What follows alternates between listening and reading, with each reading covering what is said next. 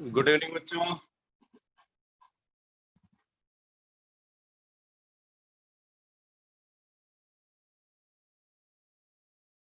Good evening.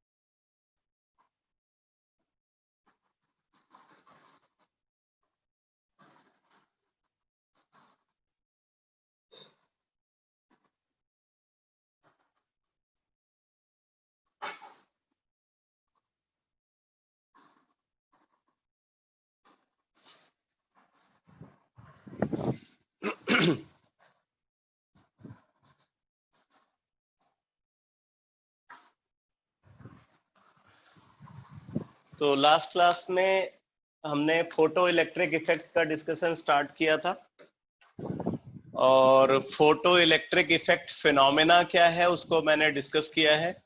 Photo electric effect को define किया है। फोटो इलेक्ट्रिक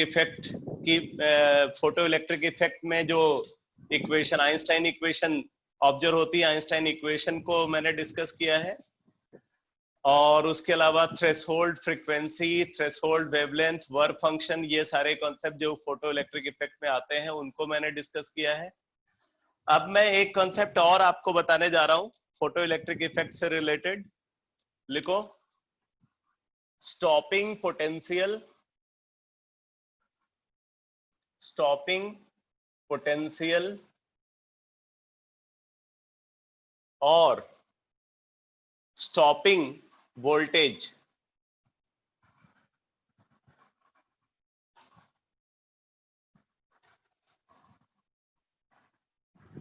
स्टॉपिंग पोटेंशियल और स्टॉपिंग वोल्टेज।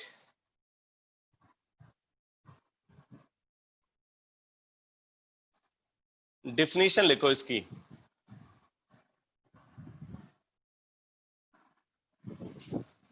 लिखो, minimum potential applied, minimum potential applied, minimum potential applied to make plate photocurrent, minimum potential applied to make plate photocurrent, to make plate photocurrent zero. Minimum potential applied to make plate photocurrent zero is called stopping potential or stopping voltage. Stopping potential और stopping voltage। ठीक है, तो अब जरा देखो,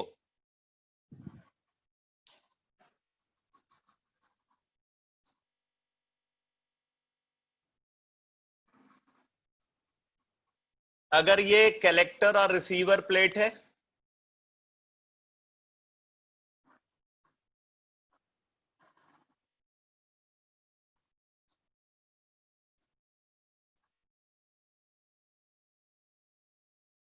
और ये emitter plate है, इमीटर प्लेट पे फोटोन आकर के स्ट्राइक करता है, यहां से इलेक्ट्रॉन इजेक्ट होता है और इलेक्ट्रॉन को कैनेटिक एनर्जी मिलती है।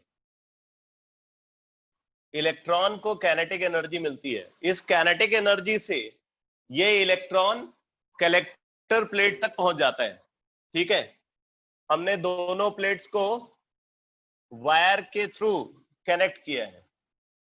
तो अगर जो इलेक्ट्रॉन यहां से इजेक्ट हो रहा है, अगर वो इस प्लेट तक पहुंच गया तो ऑब्वियसली यहां पे चार्ज का फ्लो होगा क्लोज लूप मैनर में।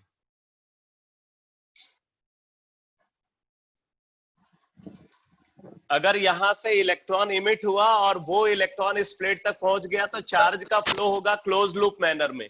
और चार्ज का अगर फ्लो होगा तो उस सिचुएशन में करंट का फ्लो होगा, मतलब यहाँ पे फोटो करंट प्रोड्यूस होगी।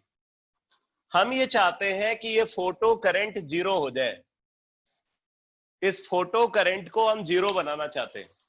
तो फोटो करंट को जीरो बनाने के लिए हम क्या करेंगे, यहां पे हम बैटरी को अप्लाई करेंगे, यहां पे हम बैटरी को अप्लाई करेंगे।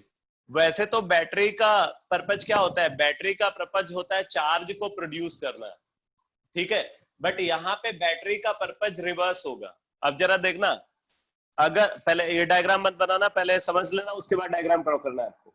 अगर मान लो हम बैटरी की पोलैरिटी को इस तरीके से रखते हैं, अगर हम इस तरीके से बैटरी को अप्लाई कर रहे हैं,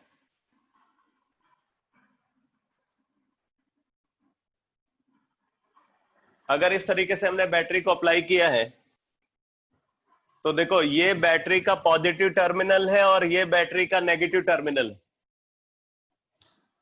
ये बैटरी का पॉजिटिव टर्मिनल है और ये बैटरी का नेगेटिव टर्मिनल है, ठीक है।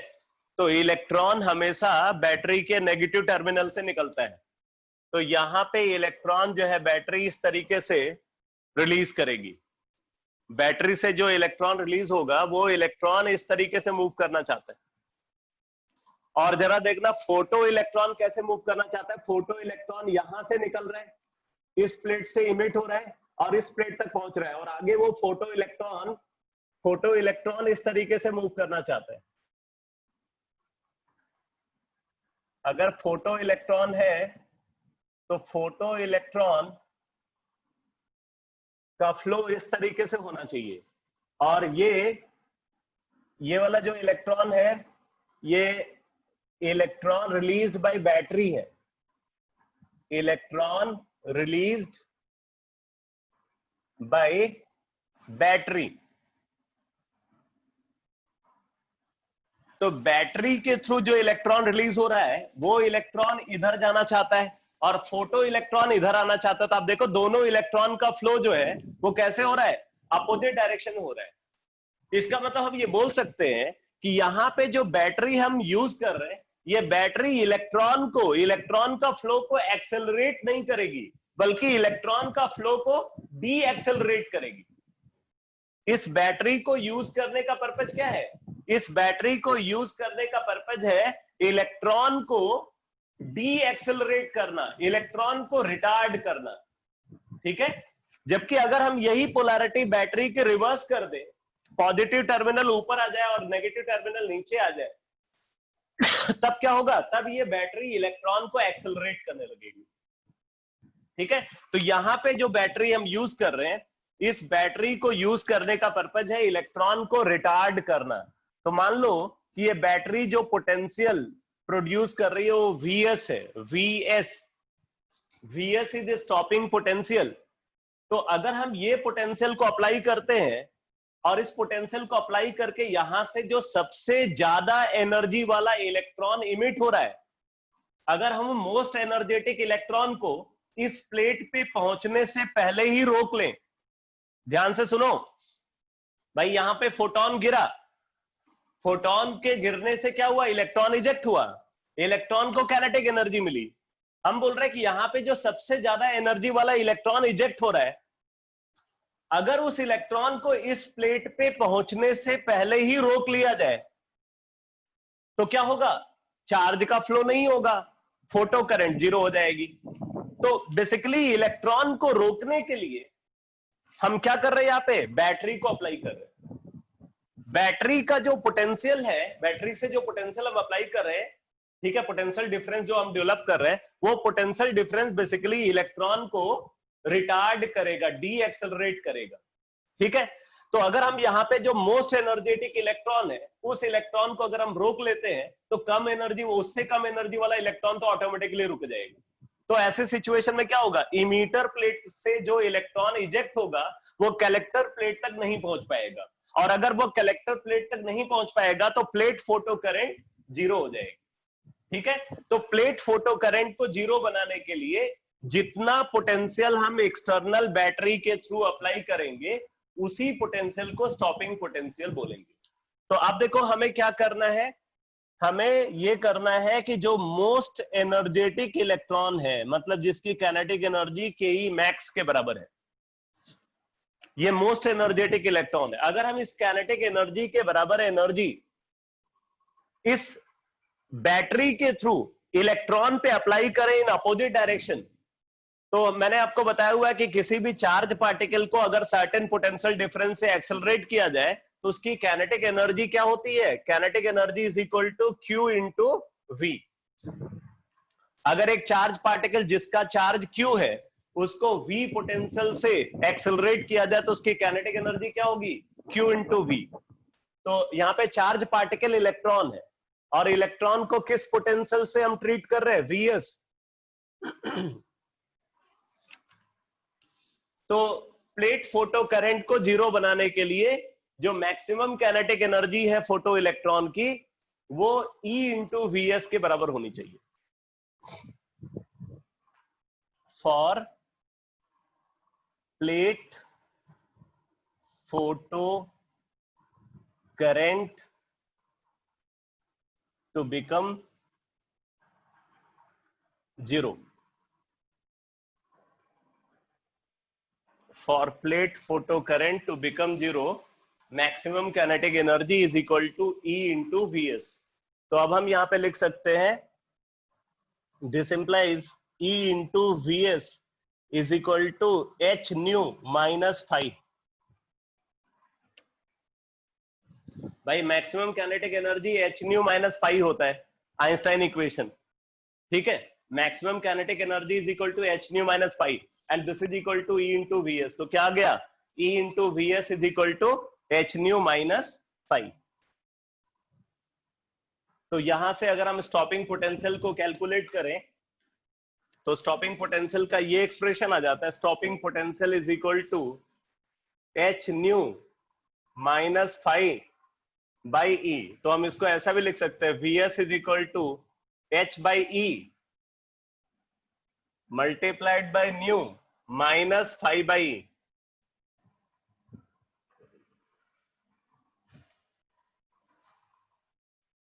Vs is equal to h by E into nu minus phi by E।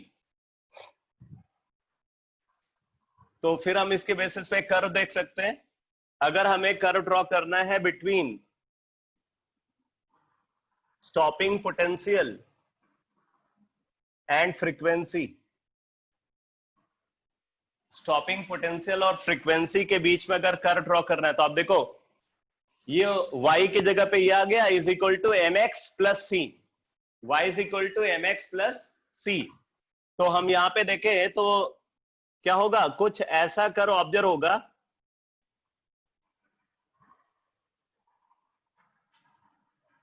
अगर ये एंगल थीटा है तो tan theta is equal to h by,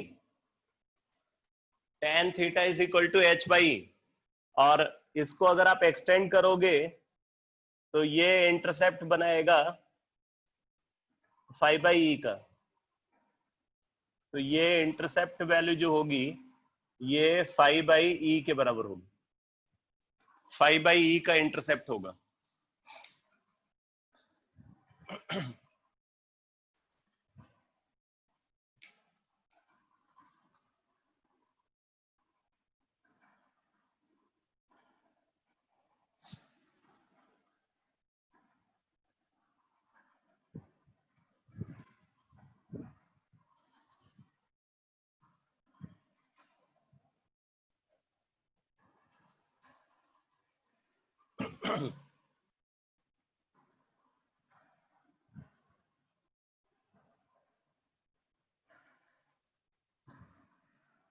graph cut हो रहा है, अच्छा एक मिनट।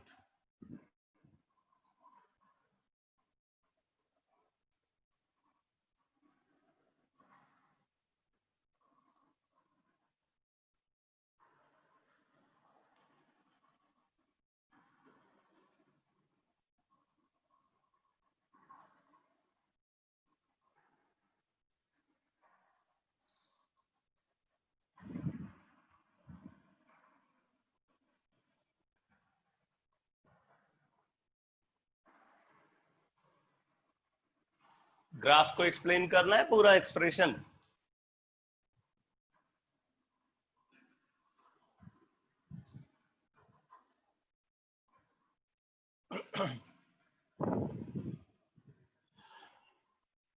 मैंने यहां पे ये बोला कि ये इमीटर प्लेट है, ठीक है।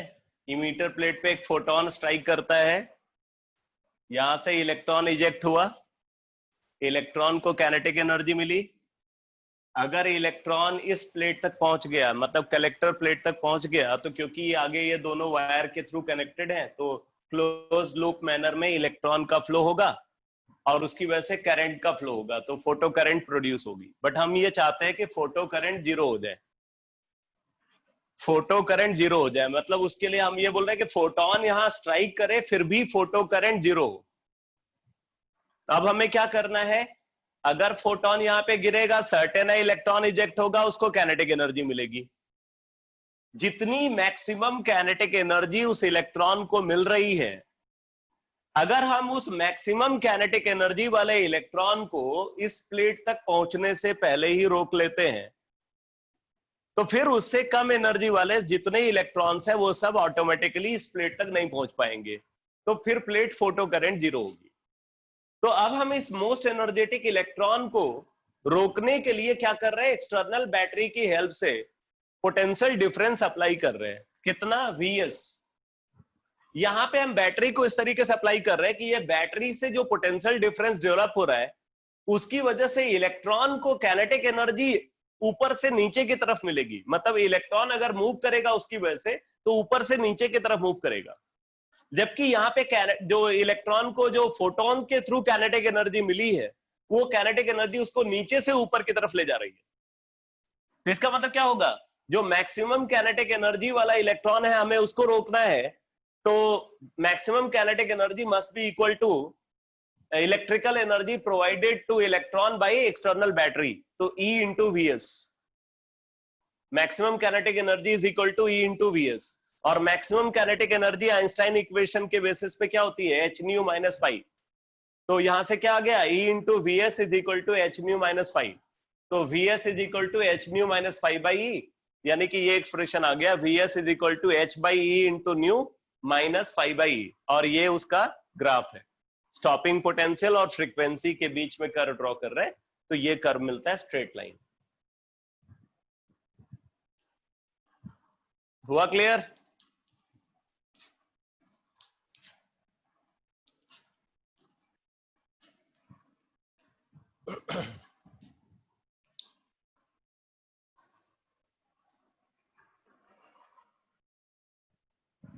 नेक्स्ट कॉन्सेप्ट लिखो, laws of photo electric effect. Laws of photo electric effect.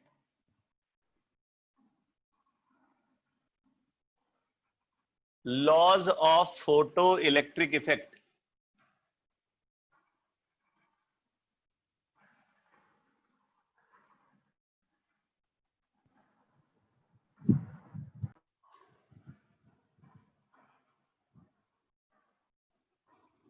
Laws of photo electric effect point wise लिखते जाओ, पॉइंट वाइज लिखते जाओ। फर्स्ट पॉइंट लिखो, फोटो इलेक्ट्रिक इफेक्ट। फोटो इलेक्ट्रिक इफेक्ट is an instantaneous process.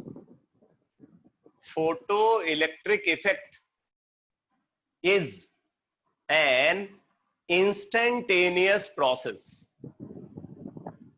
Photoelectric effect is an instantaneous process. अब इसका क्या मतलब है, लिखो, it means there is no time lag. It means there is no time lag. It means there is no time lag between. It means there is no time lag between incidence of photon incidence of photon and emission of photoelectron. Incidence of photon and emission of photoelectron. तो देखो बेटा यहां पे ये बोला जा रहा है कि जैसे ही मेटल सरफेस से फोटोन स्ट्राइक करता है, जैसे ही यहां पे एक फोटोन हिट करता है, तुरंत इलेक्ट्रॉन इजेक्ट हो जाता है। मतलब फोटोन का इंसिडेंस और फोटो इलेक्ट्रॉन का इमिशन वो एक ही इंस्टेंट पे होता है। ऐसा नहीं कि इन दोनों के बीच में, इन दोनों इवेंट के बीच में कोई टाइम गैप है। ठीक है कि पहले फोटोन आकर के स्ट्राइक करता है, फिर थोड़ी देर बाद इलेक्ट्रॉन तैयार होकर के बाहर निकलता है। ऐसा नहीं, जैसे ही फोटोन हिट किया मेटल सरफेस को, इमीडिएटली इलेक्ट्रॉन इजेक्ट हो जाता है। ठीक है, तो यहां पे incidence of photon and emission of photo electron के बीच में कोई टाइम गैप नहीं है। ये फर्स्ट पॉइंट है। सेकंड पॉइंट लिखो, फोटो इलेक्ट्रिक इफेक्ट, फोटो इलेक्ट्रिक इफेक्ट is one-to-one phenomena.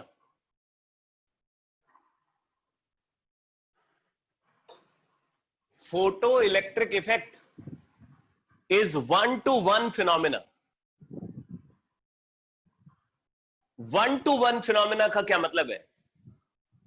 One-to-one phenomena का मतलब है कि एक फोटोन अगर स्ट्राइक करेगा, चाहे उस फोटोन की एनर्जी कितनी भी ज्यादा क्यों ना हो, वो एक से ज्यादा इलेक्ट्रॉन को नहीं निकाल सकता। एक फोटोन अगर स्ट्राइक करेगा तो एक ही इलेक्ट्रॉन इजेक्ट होगा। तो लिख लो, it means one photon, it means one photon is sufficient, it means one photon is sufficient to eject, it means one photon is sufficient to eject one electron only. One photon is sufficient to eject one electron only. One photon is sufficient to eject one electron only. ठीक है, तो पहली बात कि ये instantaneous process है, मतलब photon के इंसिडेंस और इलेक्ट्रॉन के इमिशन में कोई टाइम गैप नहीं होता। दूसरा पॉइंट बोल रहा है कि ये वन टू वन फिनोमिना है। वन टू वन फिनोमिना का मतलब कि एक फोटोन के हिट करने से एक ही इलेक्ट्रॉन इजेक्ट होगा, चाहे उस फोटोन की एनर्जी कितनी भी ज्यादा क्यों ना हो। ठीक है, बाकी फोटोन की जो रेस्ट एनर्जी होगी वो इलेक्ट्रॉन के काइनेटिक एनर्जी में कंज्यूम हो जाएगी। फोटोन पहले तो सरफेस पे आएगा, वर्क फंक्शन के बराबर एनर्जी कंज्यूम होगी, और उसके बाद बाकी जो फोटोन की एनर्जी है उस एनर्जी से इलेक्ट्रॉन को काइनेटिक एनर्जी मिल जाएगी। ठीक है, तीसरा पॉइंट लिखो, rate of emission, rate of emission of photo electron, rate of emission of photo electron, that is rate of emission of photoelectron, that is photocurrent, rate of emission of photoelectron, that is photocurrent, that is photocurrent is directly proportional to, is directly proportional to the intensity of, is directly proportional to the intensity of incident light used, intensity of incident light used,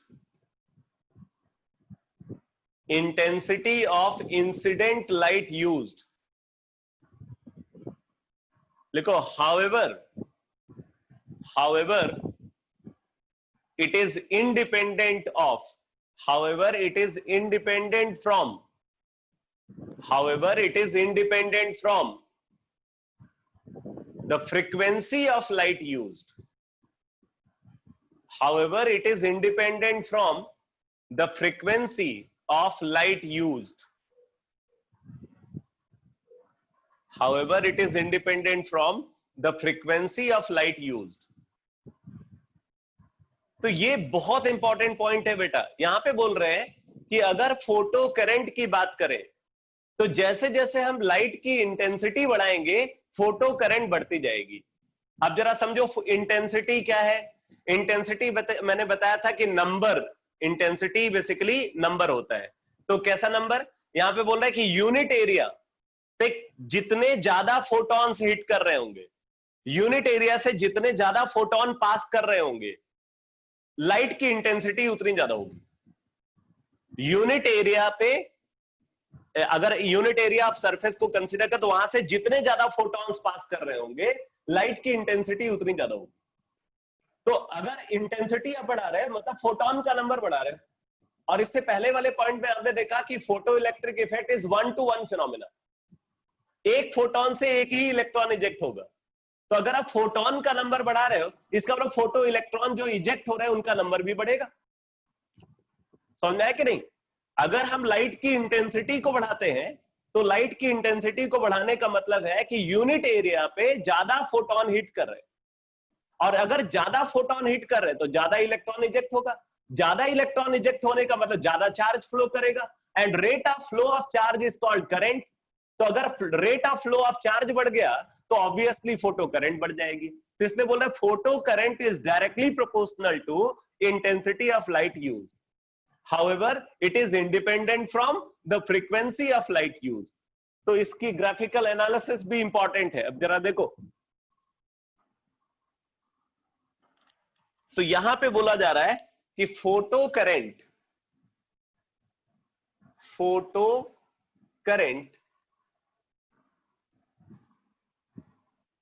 I is directly proportional to intensity of light used, capital I.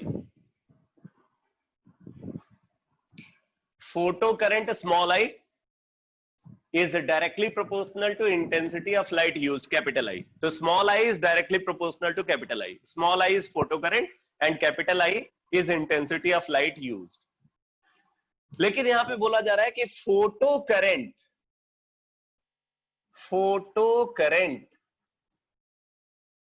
is independent from frequency of light used. तो आप इसको ऐसे लिख सकते हो, frequency को new से represent करते हैं, इससे इंडिपेंडेंट है, मतलब nu to the power 0। By nu to the power 0 का मतलब क्या है, 1। किसी भी नंबर पे पावर 0 क्या है, 1। तो photo current I is directly proportional to frequency to the power 0। इसका मतलब क्या है, photo current is independent from frequency of light used. Photo current is independent from frequency of light used. However, it depends upon the intensity of light used. तो अब अगर हम एक curve draw करें between photo current and intensity of light used, तो जरा देखो क्या होगा। अगर हम photo current small I, photo current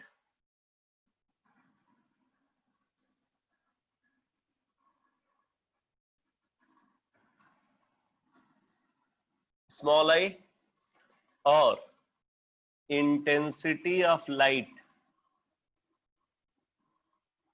intensity of light capital I के बीच में कर्व ड्रॉ कर रहे हैं, तो कुछ ऐसा कर्व ऑब्जर्व होता है यहां पे।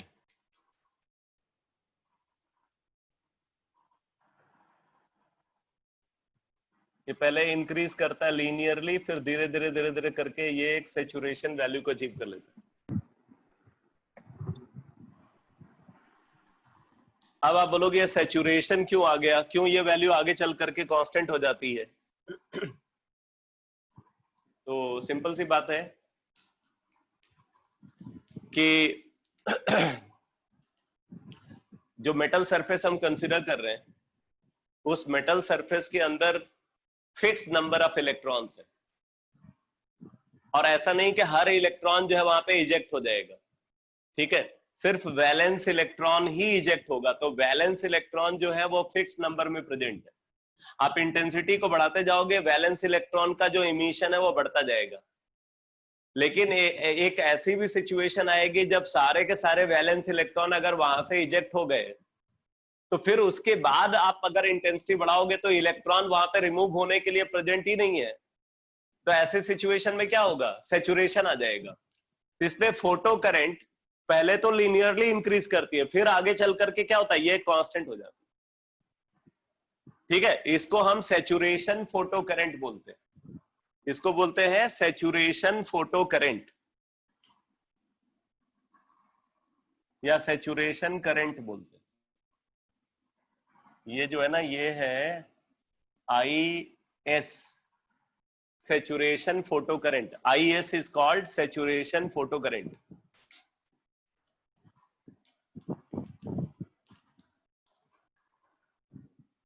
अब देखो, अगर हम यहां पे कर्व ड्रॉ कर रहे हैं फोटो करंट और फ्रीक्वेंसी के बीच में, तो देखो कैसा कर्व होगा, फोटो करंट और फ्रीक्वेंसी के बीच में कर्व।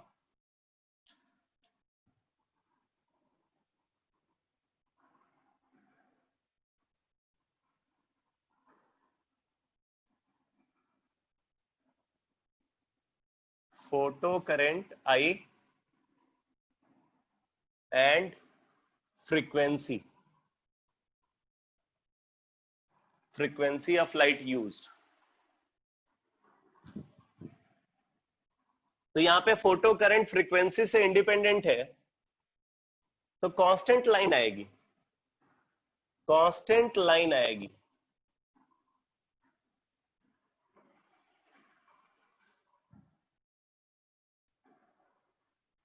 अगर हम फ्रीक्वेंसी के साथ इंटेंसिटी को भी चेंज करें, ठीक है, अगर हम फ्रीक्वेंसी के साथ इंटेंसिटी को भी चेंज करें, तो कई सारी कांस्टेंट लाइन यहां पे मिलती है। जैसे मान लो ये I1 इंटेंसिटी है और यहाँ पे I2 इंटेंसिटी है, तो अगर I2 is greater then I1 है, अगर I2 is greater then I1 है, मतलब यहाँ पे इंटेंसिटी ऑफ लाइट यूज ज्यादा है और यहाँ पे इंटेंसिटी ऑफ लाइट यूज कम है, तो ज्यादा इंटेंसिटी की लाइट को अगर आप यूज करोगे तो फोटो करंट ज्यादा होगी, और कम इंटेंसिटी के लाइट को यूज करोगे तो फोटो करंट कम होगी, ठीक है। तो ये I2 हो गया और ये हो गया I1। ये I1, small I1 and I2 ये फोटो करंट है at intensity capital I1 and capital I2। तो आप यहाँ पे क्या देख रहे हो बेटा, यहाँ पे ये देख रहे हो कि फोटो करंट फ्रीक्वेंसी को चेंज करने पे नहीं चेंज हो रहा है, बल्कि फोटो करंट इंटेंसिटी को चेंज करने पे चेंज हो रहा है। आप कम इंटेंसिटी के लाइट को यूज कर रहे हैं तो फोटो करंट वैल्यू क्या है, कम है, और ज्यादा इंटेंसिटी के लाइट को यूज कर तो फोटो करंट ज्यादा है।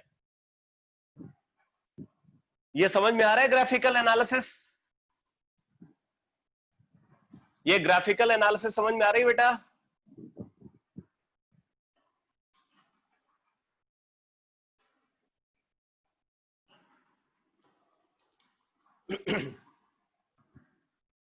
नेक्स्ट पॉइंट लिखो, laws of photo electric effect में नेक्स्ट पॉइंट लिखो, the maximum kinetic energy, the maximum kinetic energy of photo electron, the maximum kinetic energy of photo electron is directly proportional to the maximum kinetic energy of photoelectron is directly proportional to frequency of light used, frequency of light used, however it is independent from, however it is independent from the intensity of light used, however it is independent from the intensity of light used. However it is independent from the intensity of light used. एकदम opposite dependency है। तो बोल रहा है कि जो maximum kinetic energy है photo electron की, K max, this is directly proportional to frequency of light used. जैसे जैसे हम लाइट की फ्रीक्वेंसी को इंक्रीज करते जाएंगे, फोटो इलेक्ट्रॉन की मैक्सिमम काइनेटिक एनर्जी भी इंक्रीज करती जाएगी। ठीक है, लेकिन बोल रहे हैं कि जो मैक्सिमम काइनेटिक एनर्जी है, मैक्सिमम काइनेटिक एनर्जी ये इंटेंसिटी से इंडिपेंडेंट है, इंटेंसिटी ऑफ लाइट यूज से इंडिपेंडेंट है। तो ये फ्रीक्वेंसी के डायरेक्टली प्रोपोर्शनल है, बट इंटेंसिटी से इंडिपेंडेंट है।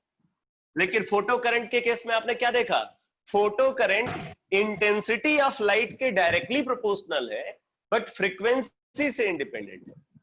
तो एकदम रिवर्स कैरेक्टरिस्टिक दोनों में ऑब्जर्व होती है। तो अगर हम इसको ग्राफिकली रिप्रेजेंट करें तो कुछ ऐसी सिचुएशन ऑब्जर्व होती है। अगर मैक्सिमम काइनेटिक एनर्जी और फ्रीक्वेंसी के बीच में कर्व ड्रॉ किया जाए, मैक्सिमम काइनेटिक एनर्जी और फ्रीक्वेंसी के बीच में कर्व, तो ऐसा कर्व मिलेगा। ठीक है, अगर आप मेटल बदल दोगे तो स्ट्रेट लाइन तो इसी के पैरेलल ही रहेगी, बस इंटरसेप्ट बदल जाएगा। ठीक है,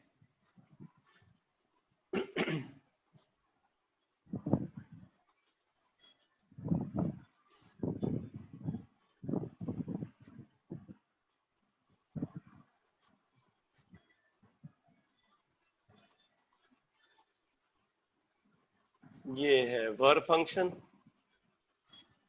ये φ1 है और ये φ2। ये हो गया फॉर मेटल 1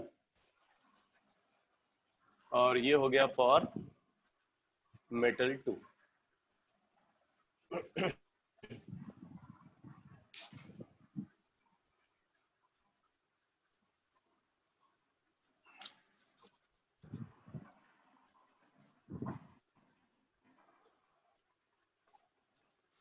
अगर मैक्सिमम काइनेटिक एनर्जी और इंटेंसिटी के बीच में कर्व को ड्रॉ करें,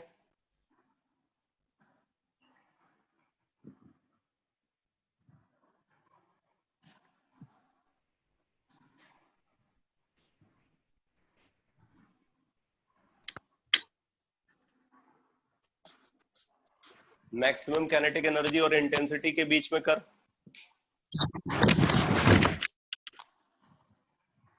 बेटा माइक किसी स्टूडेंट का अनम्यूट है,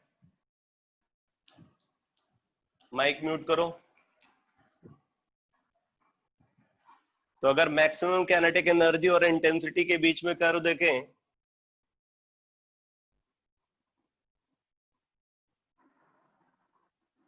तो कुछ ऐसा कर्व ऑब्जर्व होगा।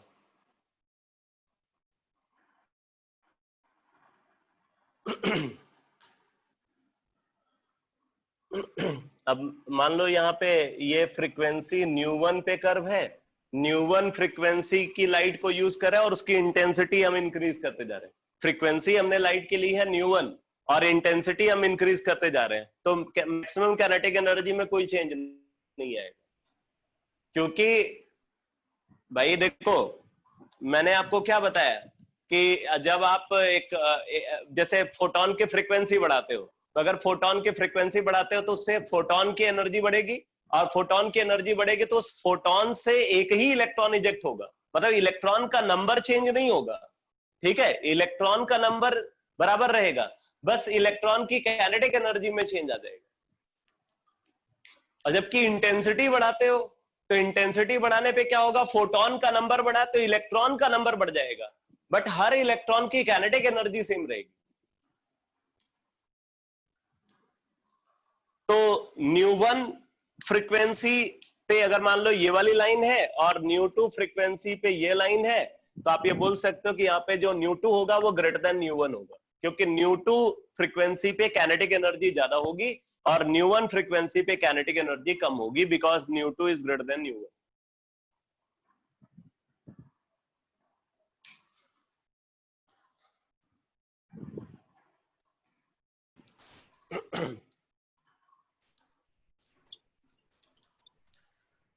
नेक्स्ट पॉइंट लिखो,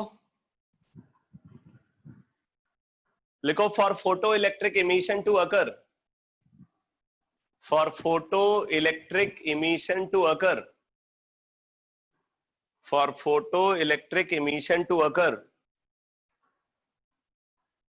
the frequency of incident light, the frequency of incident light,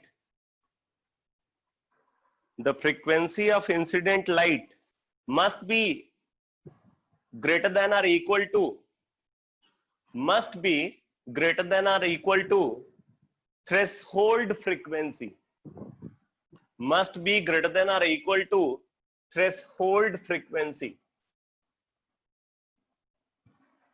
ठीक है, तो अगर फोटो इलेक्ट्रिक इमिशन को ऑब्जर्व करना है तो जो लाइट की फ्रीक्वेंसी है वो थ्रेशोल्ड फ्रीक्वेंसी के इक्वल या ग्रेटर होनी चाहिए। Frequency of light, frequency of incident light must be greater than और इक्वल टू थ्रेशोल्ड फ्रीक्वेंसी। ठीक है, इसी तरीके से energy of incident photon must be greater than और इक्वल टू वर्क फंक्शन। ठीक है, wavelength of incident photon must be less than और equal to threshold wavelength.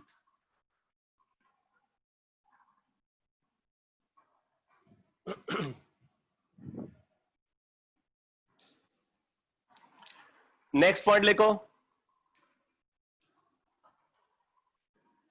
Next point लिखो, the greater the work function, the greater the work function of a metal, the greater the work function of a metal, more energy will be needed, more energy will be needed for an electron to leave from its surface, to leave from its surface, to leave from its surface।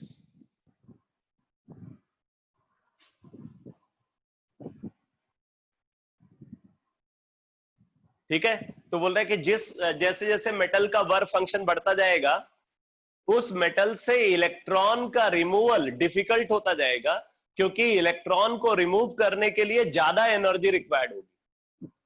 ठीक है, तो यही वजह है कि जरूरी नहीं है कि एक फोटोन सारे मेटल से इलेक्ट्रॉन को इजेक्ट कर ले। ठीक है, ये हो सकता है कि वो कुछ मेटल से इलेक्ट्रॉन का इमिशन करा पाए और कुछ मेटल से इलेक्ट्रॉन का इमिशन नहीं करा पाए। फॉर एग्जाम्पल, अगर हम ये बोलते हैं कि मान लो हमारे पास 5 मेटल है, M1, M2, M3, M4, M5। अगर हमारे पास ये 5 मेटल्स हैं जिनकी वर्क फंक्शन वैल्यू 5.1, 5.2, 5.3, 5.4, 5.5 है। हमने 5 मेटल लिए और इन पांचों मेटल का ये वर्क फंक्शन है।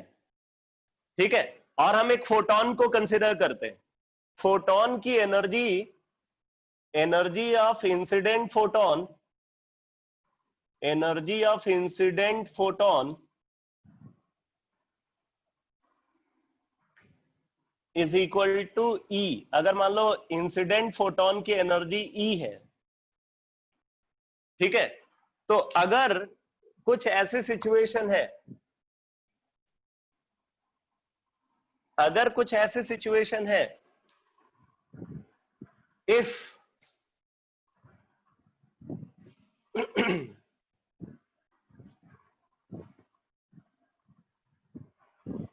अगर मान लो ऐसे सिचुएशन है, if phi3 is greater than phi1 is greater than phi4 is greater than E is greater than phi2 is greater than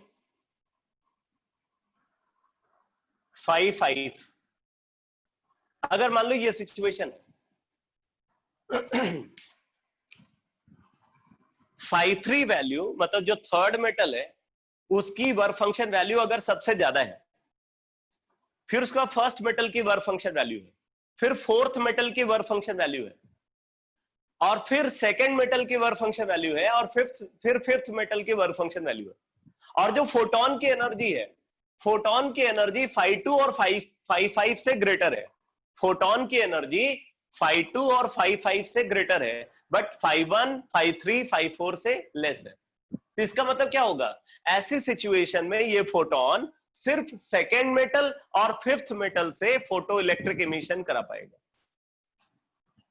first third और फोर्थ मेटल से ये फोटो इलेक्ट्रिक इमिशन नहीं करा पाएगा। तो आप नोट कर लो, if phi3 is greater than phi1 is greater than phi4 is greater than E is greater than phi2 is greater than phi5, then photoelectric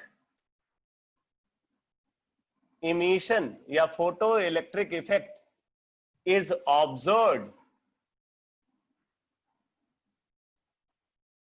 only with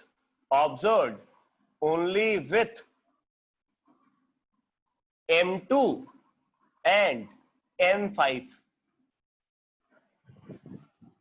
M2 और M5 से ही photo electric effect observe होगा, बाकी M1 M3 M4 से photo electric effect नहीं observe होगा।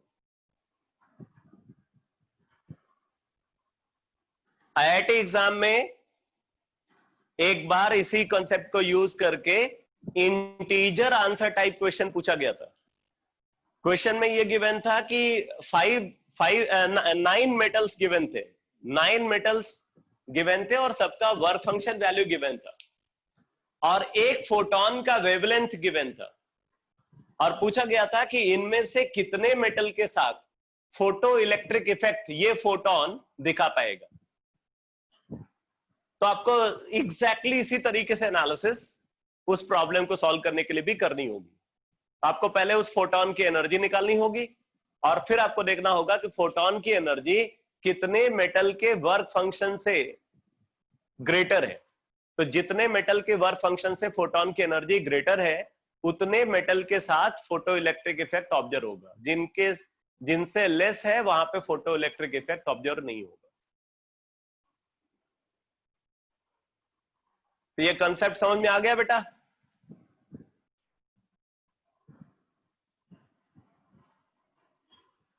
बोलो बच्चों, ये कंसेप्ट क्लियर हो गया ना?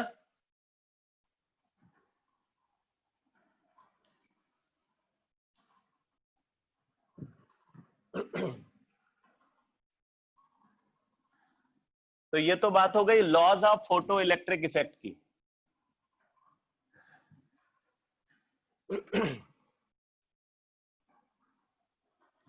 अब मैं कुछ क्वेश्चन डिस्कस करता हूं इस कंसेप्ट पे बेस्ड। आप बुकलेट में देखो,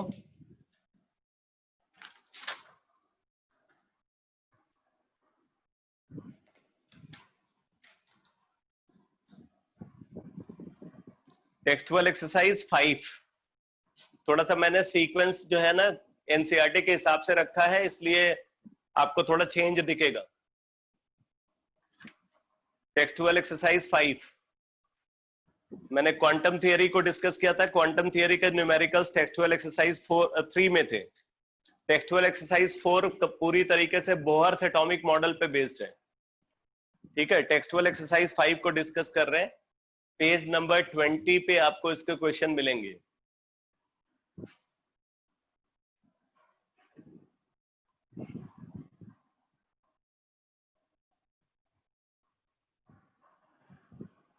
तो आप इसमें देखो क्वेश्चन नंबर 2, टेक्सचुअल एक्सरसाइज 5 का question number 2।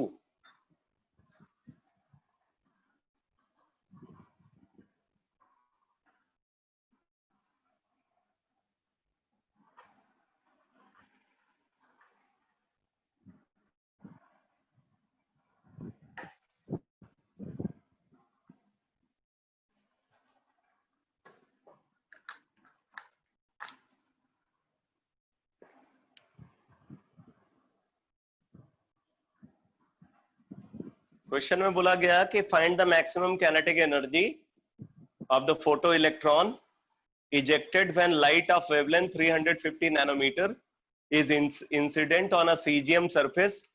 Work function of cesium 1.9 electron volt.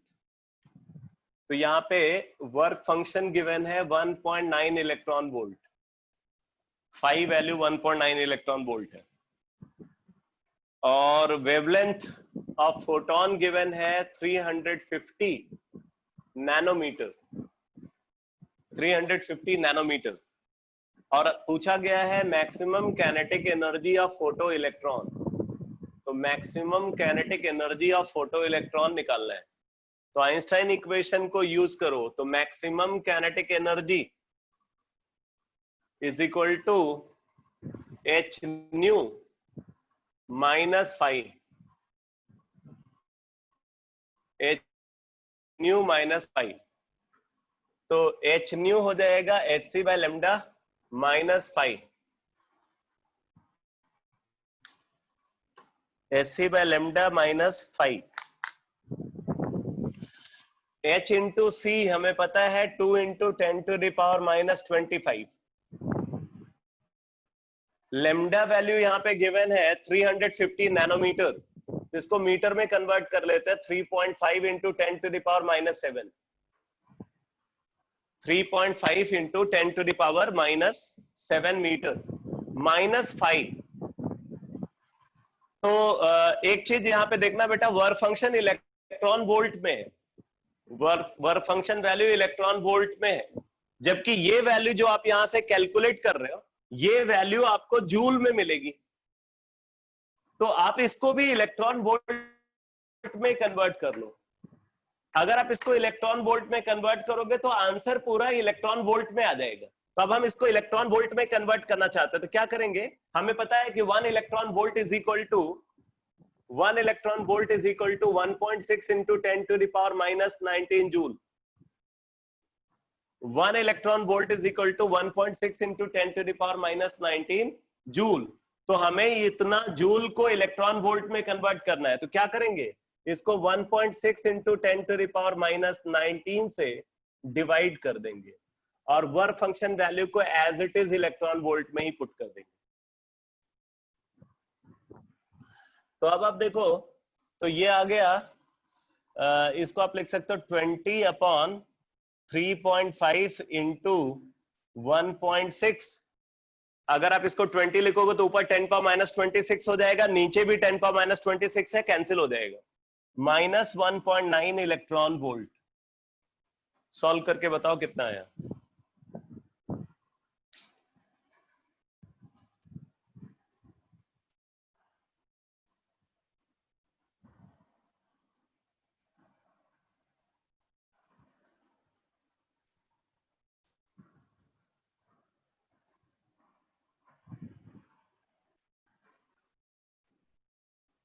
यहाँ पे आंसर इलेक्ट्रॉन वोल्ट में ही गिवन है।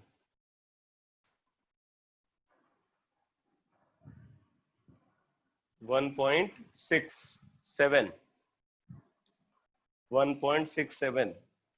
हाँ ठीक है।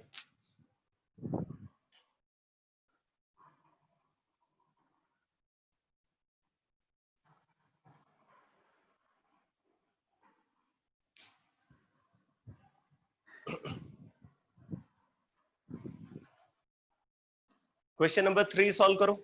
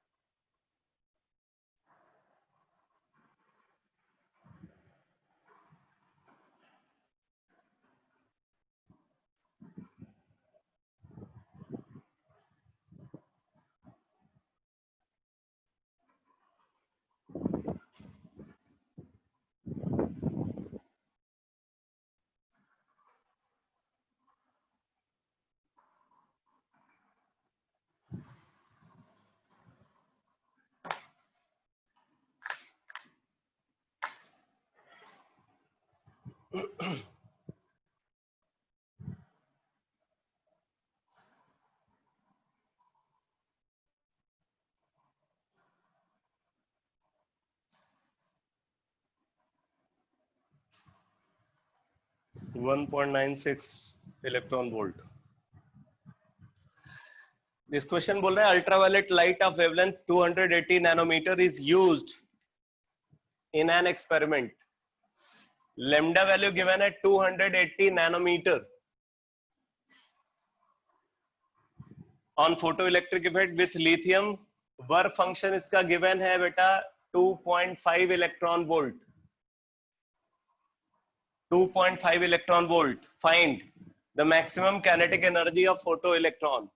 तो फर्स्ट पार्ट में पूछ रहे हैं मैक्सिमम काइनेटिक एनर्जी, तो ये आ जाएगा hc बाय लेमडा -5, तो 2 into 10⁻⁻25 upon lambda value 2.8 into 10⁻⁻7, और इसको इलेक्ट्रॉन वोल्ट में कन्वर्ट करने के लिए 1.6 इंटू 10⁻⁻19 से डिवाइड कर दिया, -2.5, तो ये आ जाएगा 20 upon 2.8 into 1.6 minus 2.5 electron volt.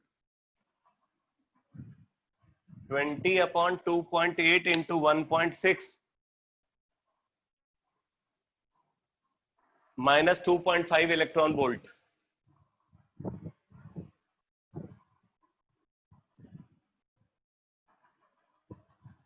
तो ये कितना आ जाता है एग्जैक्टली?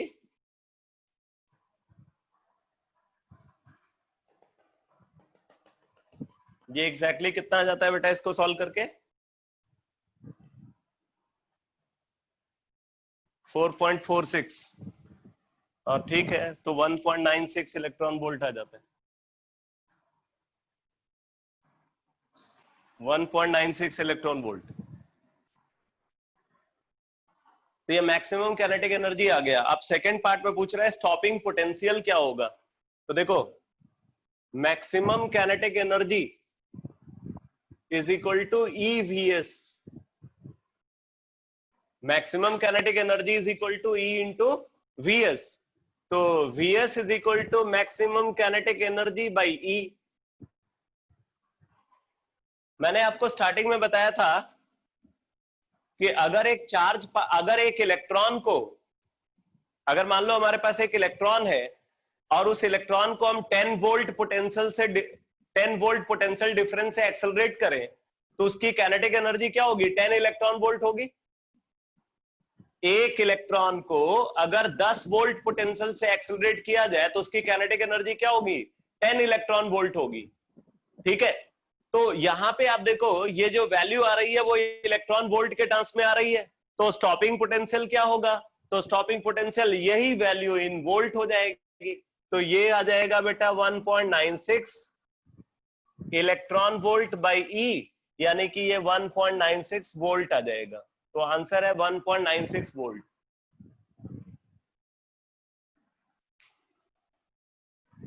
ठीक है, तो जो kinetic energy in electron volt होगी आपको उतने ही पोटेंशियल से उसको रिटार्ड करना पड़ेगा अगर प्लेट फोटो करंट को 0 बनाना है।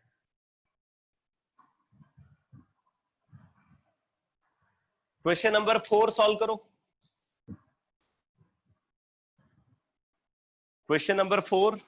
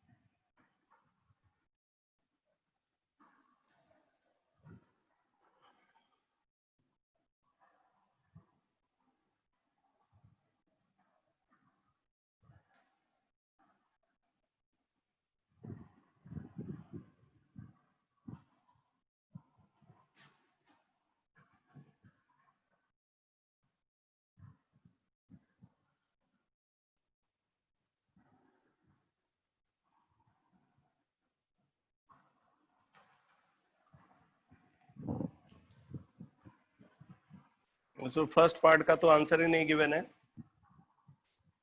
चलो मैं सॉल्व करता हूं।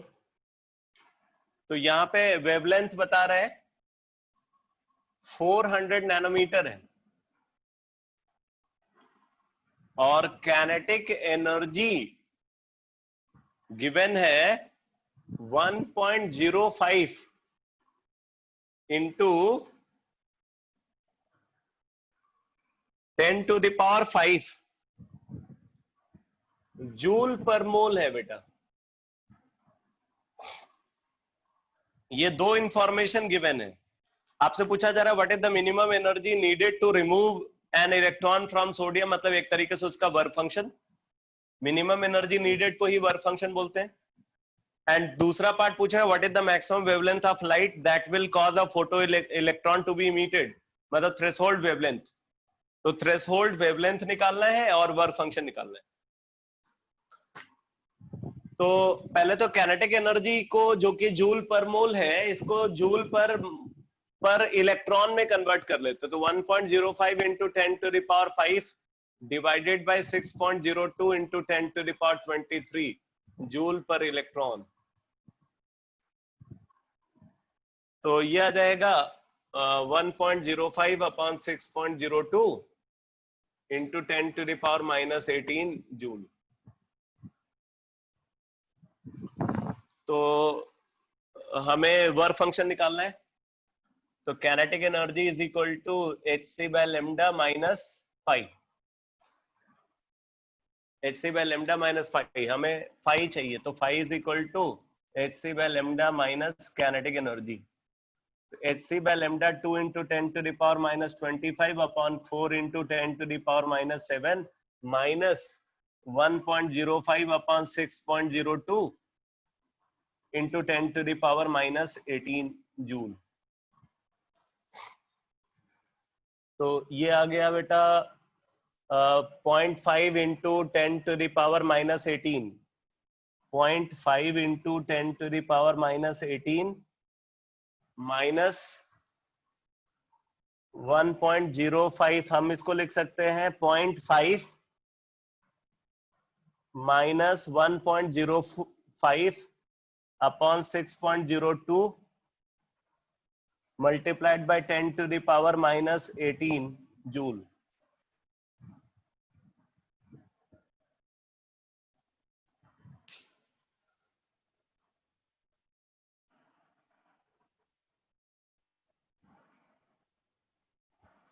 Three 3.25 into 10⁻⁻19। ठीक है, होना चाहिए 3.25 इंटू 10⁻⁻19 जूल। ये तो आ गया बेटा वर्क फंक्शन। और अब आपको निकालना है थ्रेशोल्ड वेवलेंथ। तो हमें पता है phi is equal to hc upon lambda naught. Phi is equal to hc upon lambda naught, तो lambda naught is equal to hc by phi.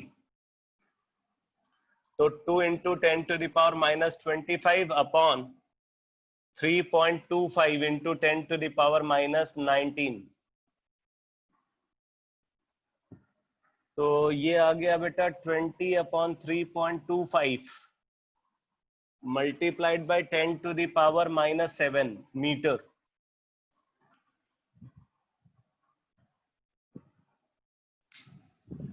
Twenty upon 3.25 into 10⁻⁻7 metre. तो ये 20 अपॉन 3.25 कितना आ गया?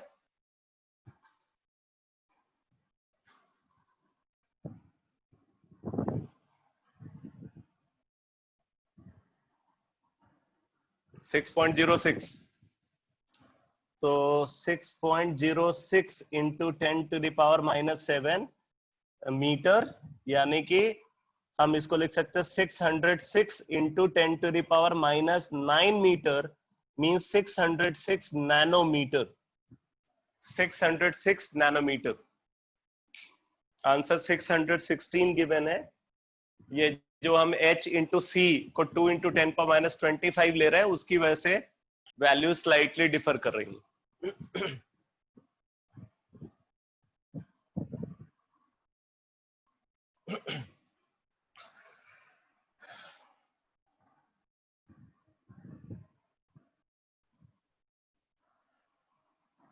Question number 5 solve करो। Question number 5 6.16 आ रहा है तो अच्छी बात है।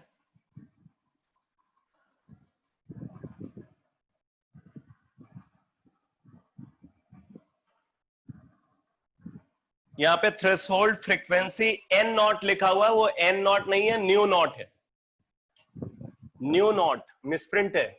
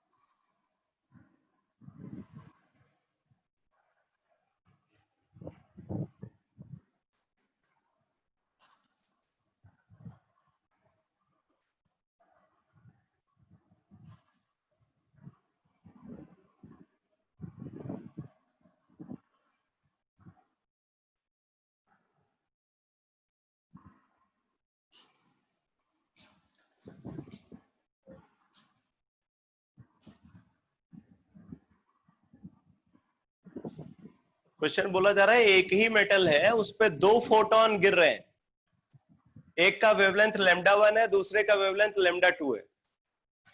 अगर मेटल सेम है तो ऑब्वियसली उसका वर्क फंक्शन सेम होगा, और इन दोनों फोटोन के स्ट्राइक करने से 2 इलेक्ट्रॉन इजेक्ट हो रहे हैं, एक की काइनेटिक एनर्जी ke1 है और दूसरे की काइनेटिक एनर्जी ke2 है। दोनों के काइनेटिक एनर्जी के बीच में रिलेशनशिप गिवन है, और फिर आपको निकालना है threshold frequency and threshold wavelength.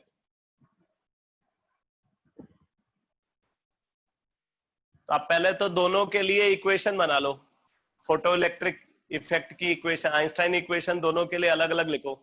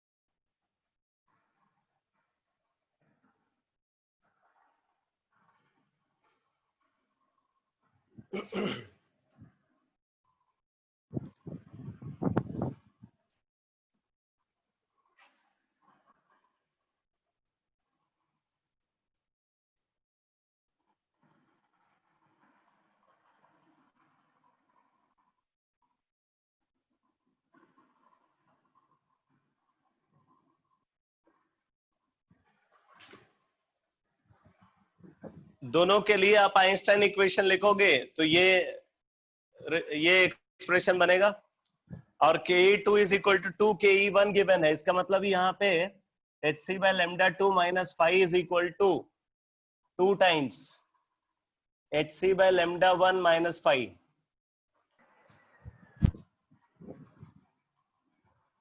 ये यहां से आ जाएगा।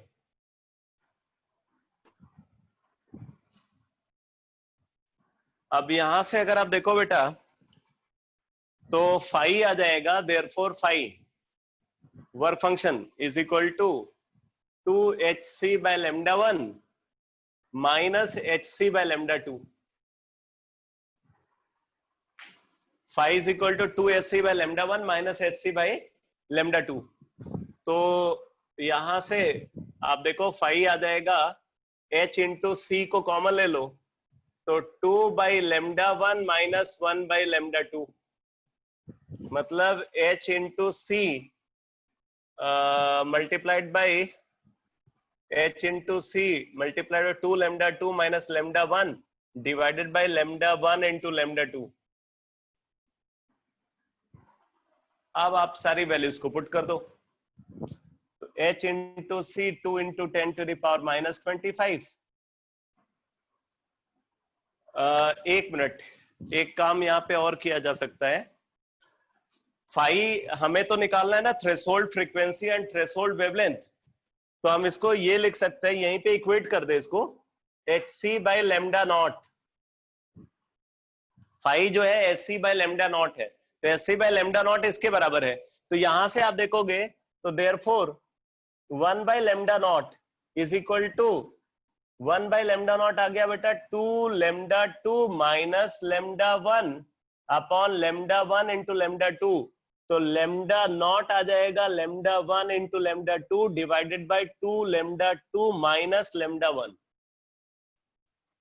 अब आपसे ऐसा एक्सप्रेशन भी पूछा जा सकता है,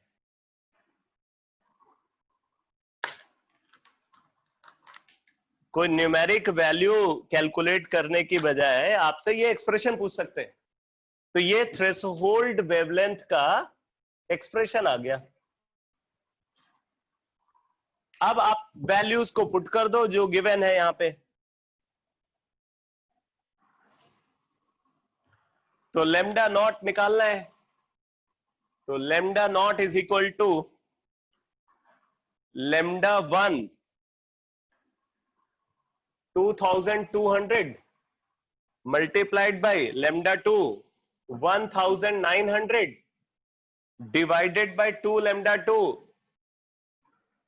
3800 माइनस लेमडा 1 2200। और अगर आप यहां पे देखोगे जो न्यूमरेटर वाली वैल्यू है वो तो एंगस्ट्रॉम का स्क्वायर और डिनोमिनेटर वाली एंगस्ट्रॉम, तो एंगस्ट्रॉम स्क्वायर अपॉन एंगस्ट्रॉम, ये ओवरऑल एंगस्ट्रॉम में ही आ जाएगा सीधे, ये सॉल्व करके वैल्यू एंगस्ट्रॉम में आ जाएगी।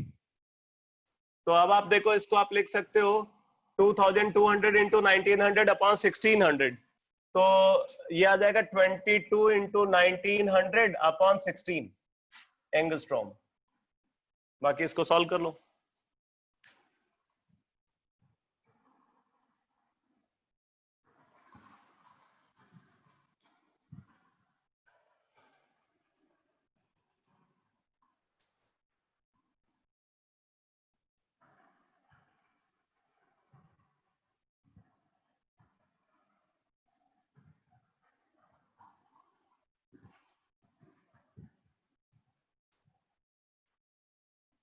टू 2612.5, ठीक है, तो 2612.5 angstrom.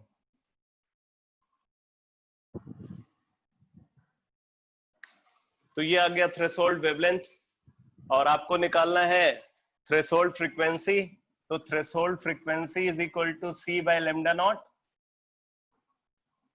C by lambda naught यानी कि 3 into 10 to the power 8 divided by 2.6125 into 10 to the power minus 7।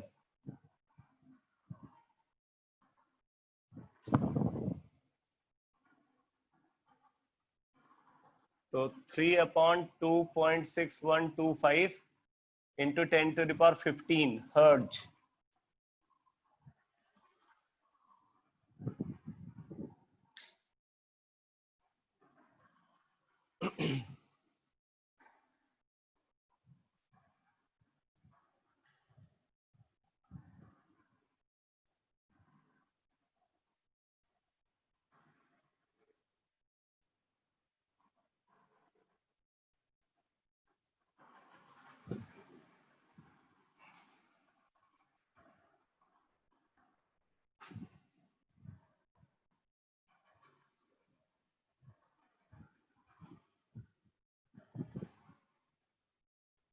कितना आया?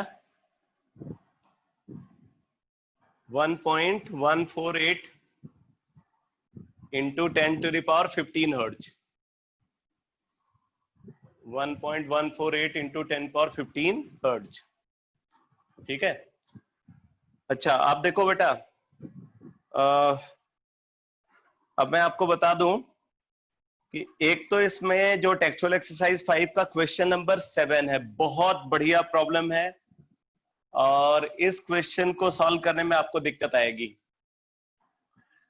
एक क्वेश्चन नंबर 9 है, क्वेश्चन नंबर 9 को सॉल्व करने के लिए मुझे एक कॉन्सेप्ट और बताना है, मोमेंटम इम्पार्टेड बाय फोटोन। तो जब मैं वो कॉन्सेप्ट डिस्कस कर दूंगा तो आप क्वेश्चन नंबर 9 भी सॉल्व कर पाओगे। ठीक है, और बाकी जो क्वेश्चन है वो आप अटेम्प्ट कर सकते हो। तो अभी आप 7 और 9, वैसे तो मैं बोलूंगा कि क्वेश्चन नंबर 7 आपको ट्राई करना चाहिए, 9 आप अभी नहीं सॉल्व कर पाओगे, तो क्वेश्चन नंबर 7 को आप ट्राई करो। हो जाता है बहुत अच्छी बात है, नहीं तो मैं नेक्स्ट क्लास में डिस्कस करूंगा। ठीक है, मैं आपको एनसीईआरटी के कुछ और प्रॉब्लम्स भी टिक करा रहा हूं जो फोटो इलेक्ट्रिक इफेक्ट के कंसेप्ट पे बेस्ड है, और आपको इन सारी प्रॉब्लम्स को सॉल्व करके मंडे की क्लास में मेरे से पूछना है। इनके जो डाउट्स होंगे वो आपको मंडे की क्लास में लेने हैं, ट्यूसडे आपका टेस्ट होना है। ठीक है, तो मैं आपको बता देता हूं कि एनसीईआरटी में कौन कौन सी प्रॉब्लम है जिनको आप और सॉल्व कर सकते हो। जो मैंने कल बताया था वो तो आप कर ही सकते हो, अब मैं कुछ और प्रॉब्लम बता रहा हूं। जैसे क्वेश्चन नंबर 2.9, ये फोटो इलेक्ट्रिक इफेक्ट पे बेस्ड है। क्वेश्चन नंबर 2.9 आप इसको सॉल्व कर सकते हो। उसके बाद क्वेश्चन नंबर 2.12, क्वेश्चन नंबर 2.12 इसको सॉल्व कर सकते हो। ठीक है,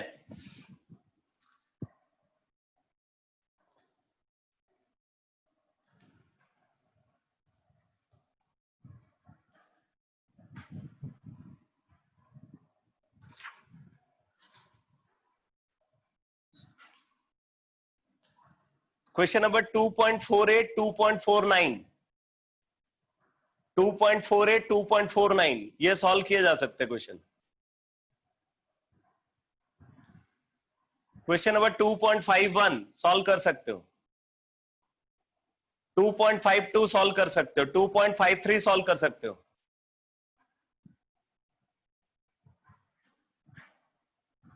ठीक है, तो ये क्वेश्चन आप और सॉल्व कर सकते हो। आप इन सारी प्रॉब्लम्स को कंप्लीट कर लेना। मंडे को मैं पहले तो वो कॉन्सेप्ट बताऊंगा, मोमेंटम इंपार्टेड बाय फोटोन, और फिर उसके बाद वो जो डायग्राम बना हुआ है मैग्नेटिक फील्ड वाली जो प्रॉब्लम है उसको डिस्कस करूंगा, और फिर वह मोमेंटम इंपार्टेड बाय फोटोन के कॉन्सेप्ट पे बेस्ड प्रॉब्लम को डिस्कस करूंगा। देन एनसीईआरटी की जितनी भी प्रॉब्लम्स होंगी वो आपको मंडे की क्लास में पूछनी है। नहीं, कल क्लास नहीं लगेगी, अब आपकी क्लास मंडे को होगी। मंडे को मैं जो कॉन्सेप्ट बचा हुआ वो डिस्कस करूंगा, और फिर उसके बाद एनसीईआरटी के प्रॉब्लम्स को डिस्कस करूंगा। ठीक है, ट्यूसडे आपको टेस्ट देना है। ओके बेटा।